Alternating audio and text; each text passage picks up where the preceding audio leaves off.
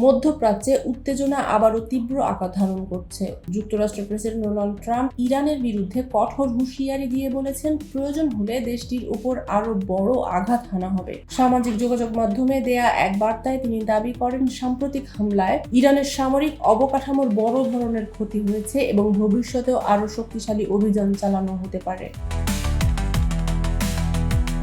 তবে ওয়াশিংটনের এই হুমকিকে খুব একটা গুরুত্ব দিচ্ছে না তেহরান, বরং ইরান জানিয়ে দিয়েছে কোনো চাপ বা হুমকির কাছে তারা নতি স্বীকার করবে না। সংঘাতের মাঝেও রাজধানী তেহরানে ধীরে ধীরে সরকারি দপ্তর খুলে প্রশাসনিক কাজকর্ম চালু করার উদ্যোগ নেওয়া হয়েছে। সীমিত সংখ্যক কর্মকর্তাকে অফিসে উপস্থিত হয়ে কাজ করার নির্দেশ দেওয়া হয়েছে, যাতে দেশের প্রশাসনিক কার্যক্রম স্বাভাবিক রাখা যায়। এদিকে ইরানের সামরিক নেতৃত্ব পাল্টা বার্তা দিয়েছে। তারা বলছে, যদি তাদের ভূখণ্ডে হামলা অব্যাহত থাকে তবে মধ্যপ্রাচ্যে অবস্থিত মার্কিন ঘাঁটি ও স্বার্থের বিরুদ্ধে পাল্টা আঘাত হানা হতে পারে। এই পাল্টাপাল্টি হুমকিতে পুরো অঞ্চল জুড়ে নতুন করে অনিশ্চয়তা তৈরি হয়েছে।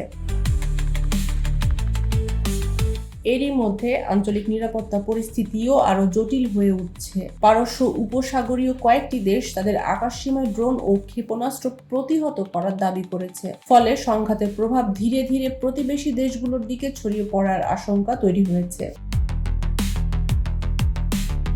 বিশ্লেষকদের মতে পরিস্থিতি এখনো অত্যন্ত সংবেদনশীল। সামরিক চাপ ও পাল্টা প্রতিক্রিয়ার এই অবস্থান যদি দীর্ঘায়িত হয়, তবে তা দুই দেশের মধ্যে সীমাবদ্ধ থাকবে না, বরং পুরো মধ্যপ্রাচ্যের স্থিতিশীলতার উপর বড় প্রভাব ফেলতে পারে। তাই এখন আন্তর্জাতিক কূটনীতি এই উত্তেজনা কমাতে কতটা কার্যকর ভূমিকা রাখতে পারে সেদিকেই তাকিয়ে আছে বিশ্ব। আন্তর্জাতিক ডেস্ক, নতুন কাগজ।